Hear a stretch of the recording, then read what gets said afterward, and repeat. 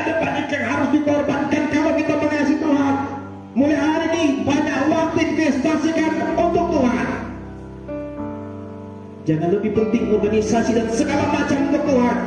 Kita perlu makan, tetapi waktu bersekutu dengan Tuhan, pakailah waktu itu sebaik mungkin untuk bersekutu dengan Tuhan. Ada waktu melayani dengan maksimal karena kita mengasihi Tuhan. Jangan lebih sibuk dengan urusan kita lupa sibuk dengan Tuhan. Apalagi menganggap persekutuan pribadi tidak penting.